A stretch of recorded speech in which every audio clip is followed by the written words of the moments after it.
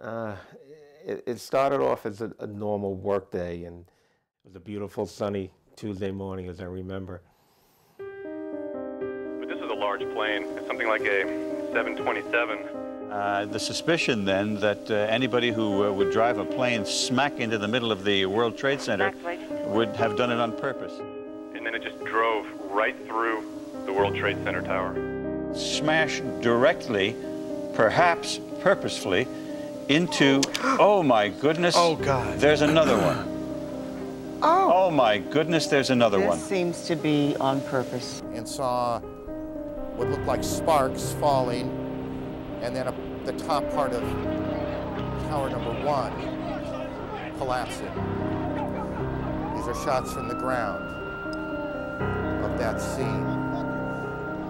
There is a large fire at the Pentagon. The Pentagon has been evacuated. And there's, you can see, perhaps the second tower, the front tower, the top portion of which is collapsing. Good Lord.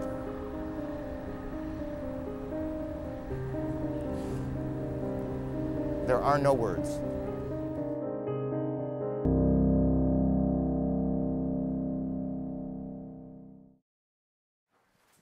"30 years ago, in 1981, I got sworn on the fire department, and I was a firefighter until 1993 when I was promoted to fire marshal. A fire marshal in New York State is a police officer, and their job was to investigate the cause of the fire. So I had to go through training to become a fire marshal after I got promoted. And on September 11th, I had approximately 10 years in the Bureau of Fire Investigation as a fire marshal.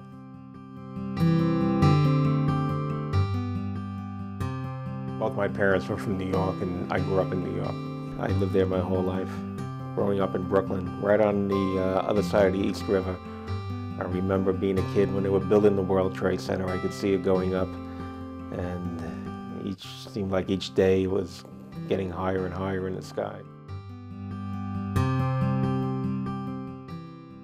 Ever since I was a young boy, I used to walk to school, and I had to pass a firehouse, and they always had the doors open, and it was the big red fire truck, and it was a Mack truck, and the logo for Mack was this little bulldog. And I remember when I was a boy, just touching the bulldog on the front of the fire truck and thinking it was the coolest thing I ever seen. And whenever I saw the firemen inside the firehouse, it just seemed like it'd be a pretty cool job. That probably inspired me. And the fact that I always like to help people, I think there's no better job than being a firefighter when it comes to helping people. And it was a lifelong dream, because I always did want to be a fireman. I was surprised, a little shocked. At first I thought it was an accident. I remember many years ago, the Empire State Building in New York City, a plane had crashed into the Empire State Building, and that was my first thought, that a plane had crashed into it, pretty much accidental. From where I was situated, we could see the World Trade Center, and I didn't see the plane hit it, but I did see the smoke and the fire coming out of the World Trade Center. We started out in my office in Brooklyn, looked out the window, we can see the fire, the smoke. Immediately figured we were going to respond and offer whatever assistance we could. The supervisor got on the intercom and he said, "Everybody, let's head over there." So we grabbed the radio and got keys to one of the cars. We got in the car, we started headed over the Brooklyn Bridge just about when the second tower was hit. So when we got over into the city, we drove toward the World Trade Center. We parked about a block and a half, 2 blocks away. I remember getting out of my car. I remember looking up and seeing the smoke and the flames coming out of the both towers at this point. But then if you look down, I remember the streets being very quiet, almost eerie, like there was nobody around. Almost like a Sunday morning, early Sunday morning when nobody was up yet. I was sort of expecting to see like plane parts and total chaos, but it was just the opposite. If you didn't look up, you would think nothing was going on. So we worked our way toward the tower, The firefighting procedure for fires in a high-rise building is the lobby of the building. And while we were in the lobby, I was able to see across the street, West Street, in front of One World Financial Center. That's where the fire department had set up their command post. And looking up and just thinking that, I don't know how we're gonna get up there to get these guys. It was so high up and there was so much smoke, and the people above the fire were the people, at this point you can see them hanging out the window, and it was very odd because the building is so tall, they look like very tiny. And at this point, I remember seeing in the, like at the plaza in front of the towers, now people were starting to either jump or fall out the windows. And I remember seeing them hitting the ground and splattering almost like water balloons. It was a pretty gruesome sight. Body parts and blood now. Now it's hitting home that, you know, this is a pretty serious incident.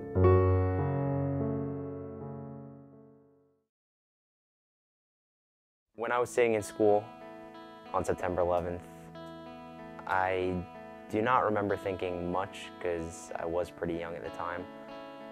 I do remember thinking that my dad was down there because he was a member of the FDNY, and I figured he would be there because he was on the job that day. I knew he was there because I had called him in the morning. He was at Brooklyn Base, and he said, okay, I'm going to that plane crash in the city. And I said, okay, I'll talk to you later. So I knew he was there.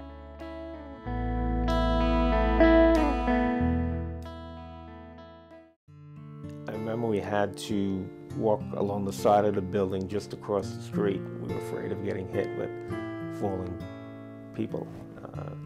And I crossed the street, we met up at the command post, and we went up to the commissioner, and he told us that he was looking for the mayor. They were trying to set up a command post. The command post that the New York City Fire Department or New York City had was in building number 7, and building number 7 was on fire. So they wanted to set up a temporary command post somewhere else. So he said he was going to find the mayor. So we said, this is a terrorist incident, we're staying with you. So we walked a block or two, and I remember hearing this sound, and it was like a roar, like a rumbling that just started getting louder and louder, almost like a plane coming in or an earthquake. And didn't know what it was, but all I could think of was start running. I was in the middle of the street, it was a beautiful sunny day, and within like seconds, I couldn't see my hand in front of our face. We were engulfed in this big cloud of dust. So we start walking, we turn the corner, and out of the building comes Mayor Giuliani, the police commissioner, Bernie Kerik, a bunch of their aides, and a few other people. And I remember it was being very, very strange. They had these dust masks on, these like sheetrock dust masks. And we start walking north, and I hear that roar again. And now it's getting a little chaotic, and people are screaming in the streets. And I turn around and I look, and I see the second tower literally collapsing upon itself. And I'm thinking, this was the noise that I heard before, and I realized what the first noise was, that the tower had collapsed, and now, seconds later, there were no towers there. I'm literally shocked. And all I could think of is we had to have thousands of firemen in there, because I saw all these guys going into the buildings. I saw all the fire trucks parked around the towers. And that was my first thought, that we lost thousands of guys. The mayor was on the phone with the President of the United States, giving him an assessment of what was going on at the time. We were setting up staging areas where they would meet so we can coordinate the rescue efforts, and instead of just bringing everybody down at once.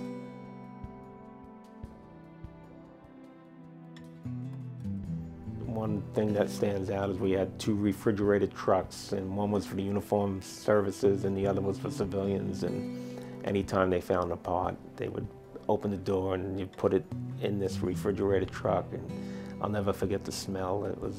I called it the smell of death. And I just remember feeling so helpless and hopeless that, you know, it just You know, you just wanted to find, I think if they would have found one person alive, it would have just brought everybody's hopes up. But unfortunately, we never did.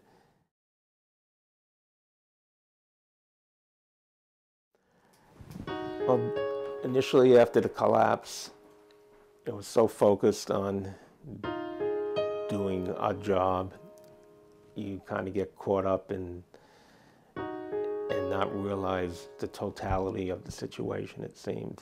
Like I said, I went one way and I lived. If I went the other way, I wouldn't have lived. I'm fortunate enough where, you know, I survived, but I know many people who lost loved ones, husbands, wives, firefighters that I knew who had little kids, their kids growing up without a father, you know, the kids who grew up without their mom.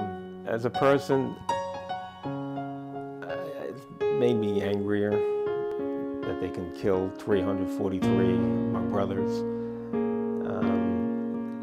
Makes me worry that it could happen again. I mean, it's really affected so many lives in so many different ways. And my life has changed. I retired a year and a day later after 9/11. I probably wouldn't have done that had that not happened. I definitely, you know, think about it almost every day. 10 years ago, we've been fortunate that nothing has happened, nothing major in the past 10 years. But I do believe that, you know, if we let our guard down, that it will happen again.